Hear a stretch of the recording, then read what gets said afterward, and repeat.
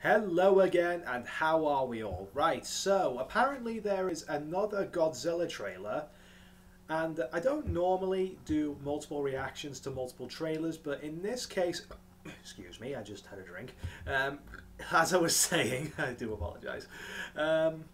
Normally I don't do multiple reactions to multiple trailers, but I'm making an exception this time, mainly because of what we are going to see, because apparently there's supposed to be some kind of big reveal in this trailer that's going to carry on a lot into the story. So aside from that, let's have a look at this puppy and see what Toho have in store for us. Ooh, new logo. Ooh! So we started off like the last trailer, big establishing shot of Godzilla. Oh, now that is a fantastic shot. There's no shortage of shots like this. Another cabinet meeting to discuss the issue. Very foreboding mood coming across here.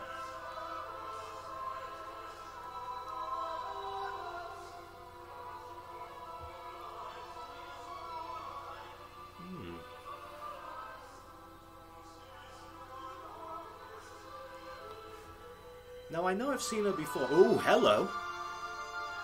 We get more action scenes, so awesome. Gotta admit, the cinematography is fantastic in this, from what we've seen.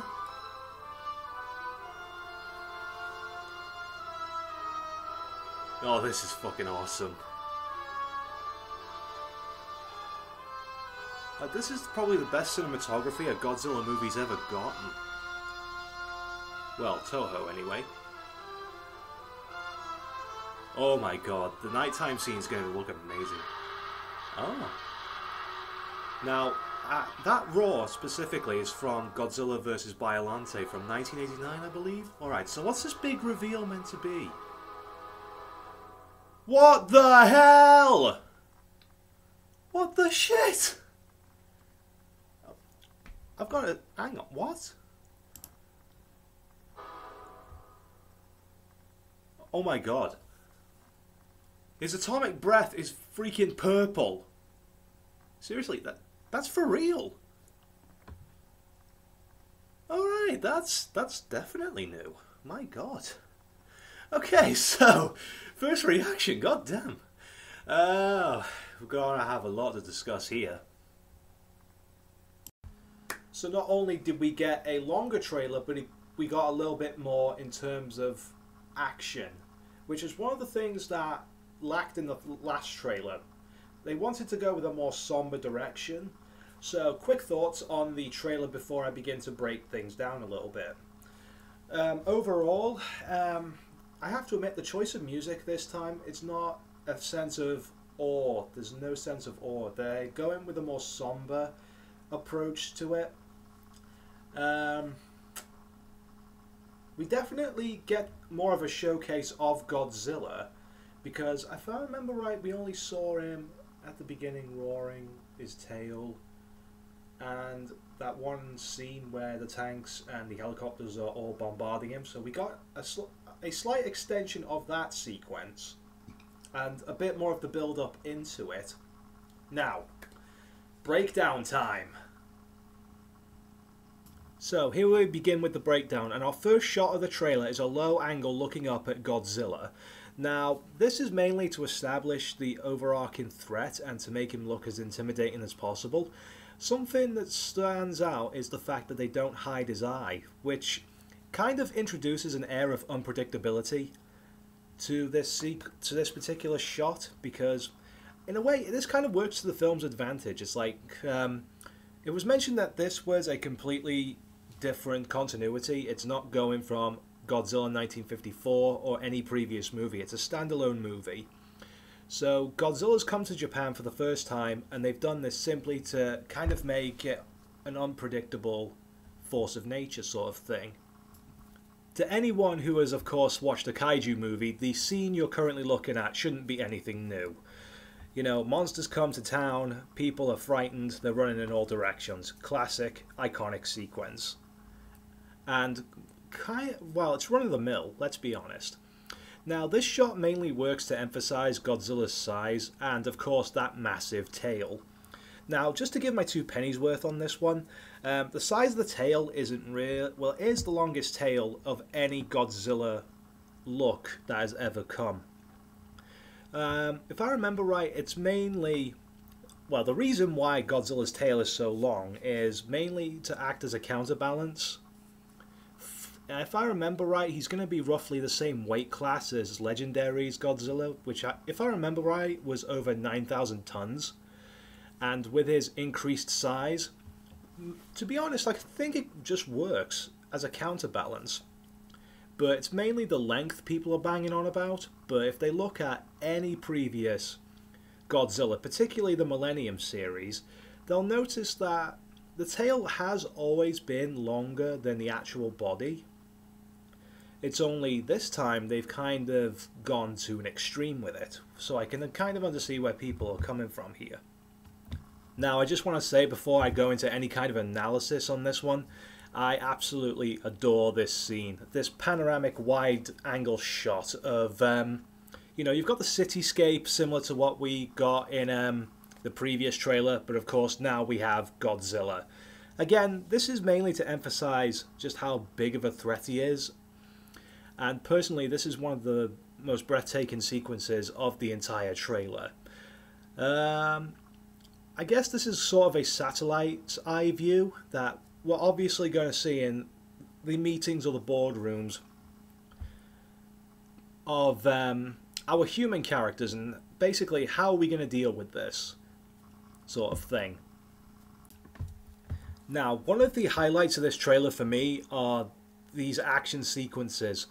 Now, in the last trailer, I have to be completely honest, I was blown away by the close-up perspective shots of the tanks when the turret swings round.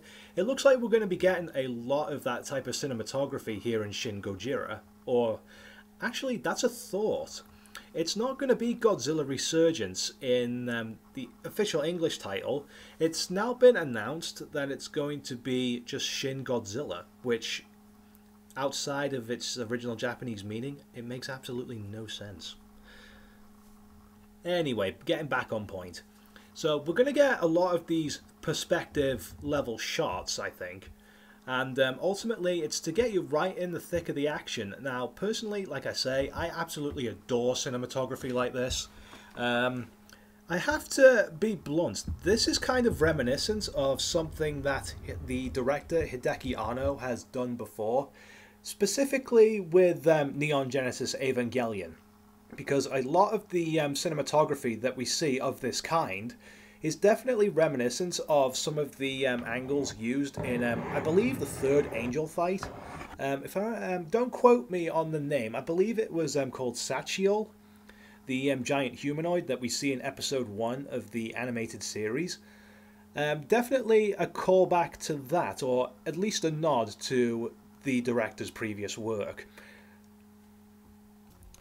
And now we come to the part of the trailer where they showcase the nighttime attack. Now, given what we've seen in the trailers, I have to assume that it's going to be one long encounter. Godzilla's going to rise out of the bay and it's going to be one continuous encounter throughout the film. I definitely don't think it's going to be the case of, you know, Godzilla rises out of the ocean, the army respond to that, and Godzilla's going to retreat and come back again. I really don't think that's not the approach they're going for in this movie. Now, looking at the cinematography here in the nighttime attack, one of the things that definitely stands out is the red markings all over Godzilla's body, those celluloid scars I mentioned in my previous trailer reaction and breakdown. It looks like they are going to be some degree of radioactive, and it's going to have a glow against the background, which is going to look visually amazing. Keeping with the night attack, I just want to briefly talk about the part of the trailer where Godzilla roars against the sky. Now, the main thing I want you guys to focus on is the eye. Now, I mentioned before, you know, they've kept the whole blank staring eye motif that they did from the older Godzilla movie, and then from 1954. I have to admit, the look of the eye gives Godzilla an almost ghostly kind of facade, shall we say. Now, this is kind of reminiscent as well of JMK Godzilla, except the eyes were completely blank and these have pupils. Now, I didn't notice just how pale they are. Like I said, from that, it has almost a ghostly kind of element to it. Now, on to the next sequence. And now we come to the big reveal. At the end of the trailer, it has been confirmed that the colour of Godzilla's atomic breath is going to be violet/purple. Now, I was honestly surprised by this, and before this came out, there was a lot of debate among Godzilla fans, myself included. It was mainly when I was making the thumbnail for the last trailer breakdown video. Now, across Godzilla's movie history, there's been 3 distinct atomic breaths. There's been the white vapor in the early Showa movies. There was the neon blue, which became the norm. And then in the Millennium series, specifically, actually I can't say Godzilla 2000 because that atomic breath was actually white, not red or orange. That actually came into effect in, I believe, Godzilla vs. Mechagodzilla, that came a year or so afterwards.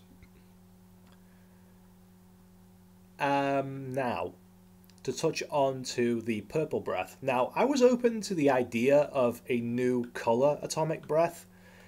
I have to admit, wasn't expecting purple. Like many fans, I was either gonna say along the lines of the classic neon blue or the red. Personally, the red would have gone better with the scars and the overall look. I'm just saying. White would have not been as effective in this regard, I think, and blue is too expected. Purple is a surprising way to go, but after doing some research and analysis, this makes sense.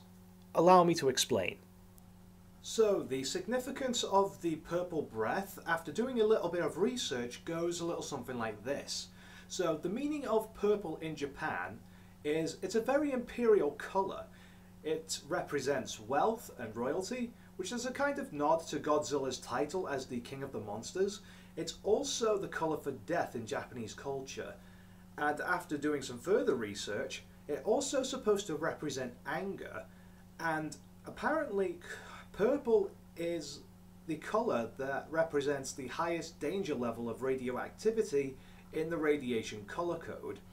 Now, a lot of you are probably thinking, this is the first time Godzilla's ever had anything like this in any form. But I've got to share a little something with all of you. This isn't the first time Godzilla has ever had purple breath. Allow me to show you.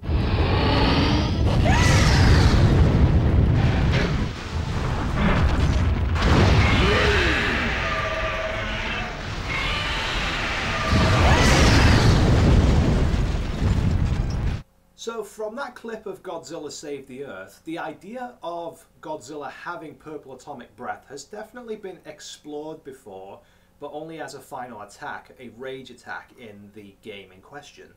Now, this is of course the first time that Godzilla has purple breath in the movies, and the idea of him charging his regular atomic breath into this purple one has definitely been a debate among fans. You know, because we've seen in some films, Godzilla vs. Space Godzilla, and of course Godzilla Final Wars, the final Toho film until this one, that we've seen him charge up from his regular blue breath into the red spiral ray.